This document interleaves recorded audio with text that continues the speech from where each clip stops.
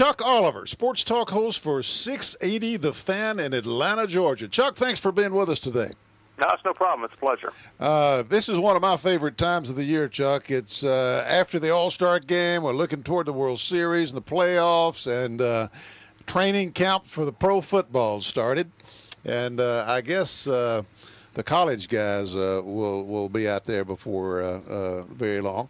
What are you talking about these days?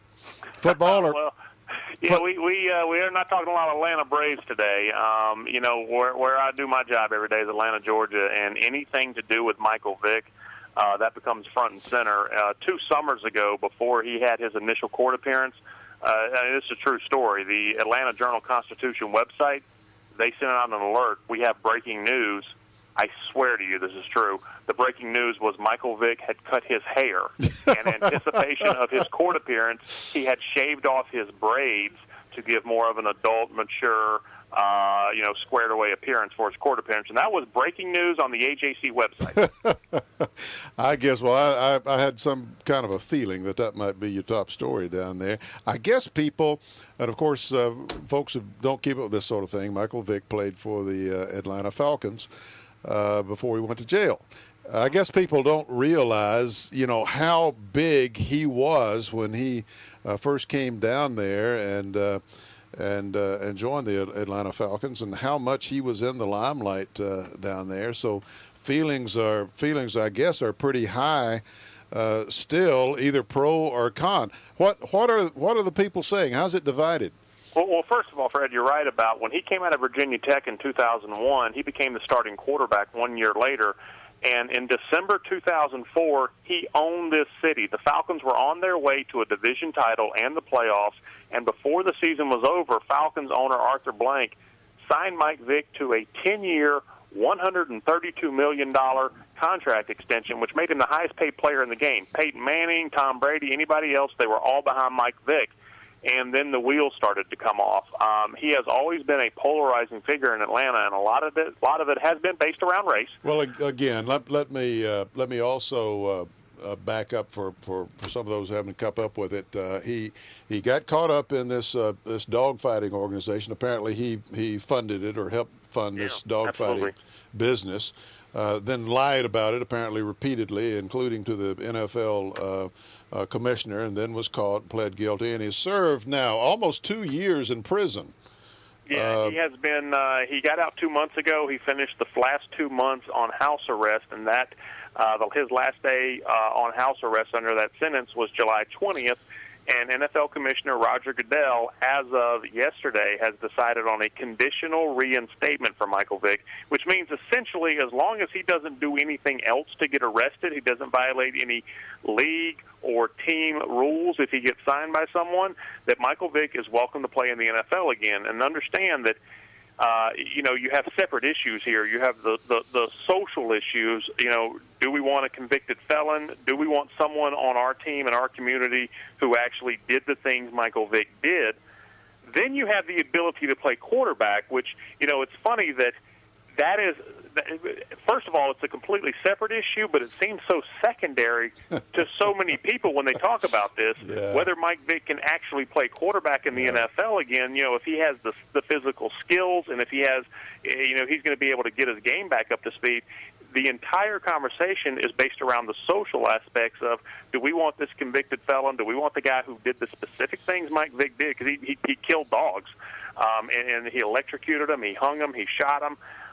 Do we want this guy to be part of our team? So it's two wildly separate issues. Right, and the commissioner, as you said, the big consideration now is, does he get to go back and play football? And the commissioner has come down and made a ruling, but he will, if somebody's team picks him up, he will have to sit out the first 5 games, I think, doesn't he, of the regular season? It could be as many as 6 games, but the commissioner, Roger Goodell of the NFL, the commissioner has said that he's going to leave it up to his own discretion to change that as he sees fit. And that means that Roger Goodell, if he decides, you know what, I've changed my mind, Mike, you're actually going to be suspended for 12 games, or you're eligible right away. He said it's a conditional reinstatement. I believe that as of today, you're going to have to miss 2 preseason games and the first 4 regular season The way I read that is the NFL doesn't want the distraction of the beginning of their season. That's exactly what it is. And Roger Goodell, you know, he has this phrase that if you follow the NFL, Roger Goodell's big phrase is "protect the shield." You know, the logo of the NFL, that big shield there with the stars on it and the football. Well, let me ask you this: How are your calls coming? Are they for Vic's reinstatement so he can play football again, or not? They are, as long as it's not in this city. And that's one thing about it, because there was so much attention. We followed every pulse of this, every heartbeat of this story while it was going on, and we found out every detail about it and were disgusted by it. But people in Minneapolis or Houston or San Diego, they didn't follow it as closely. And so, you know, I don't think anybody has it out for Michael Vick, that, you know, that he's an evil individual. It's just that it was too much and it was too close to home. Let him back in the NFL, but in one of the other 31 cities, not Atlanta. You just told me some details a minute ago that I didn't know concerning those dogs. I knew it was pretty gruesome. But on the other hand, sometimes you feel like people are more concerned about dogs than they are human beings, and some other NFL characters have not suffered as much as he had. I think of you know, I'm a big Tennessee Titans fan, and I've watched Pac-Man Jones the way you all watch Michael Vick.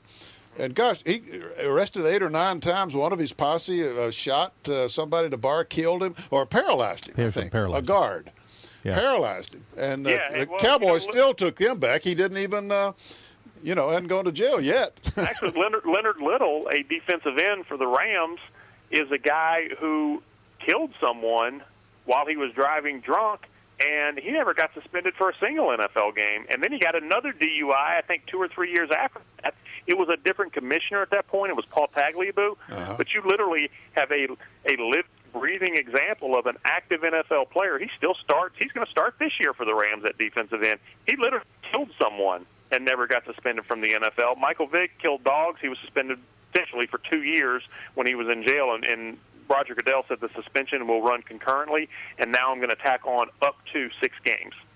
Well, I think it has to do with the nature of the crime. I think it has to do with the dogs, and people feel very, very strongly about that. Absolutely, and again, you know, I so want my job to be discussing the merits of whether he can take the snap, read the defense, deliver the football downfield, make the adjustments. And right now, I'm having to read legal briefs. And it's just just take it from me, Chuck. He'll come back. He'll be a running back. Okay. You know what? We'll write it down, Fred. Thanks a lot. Appreciate you being with us.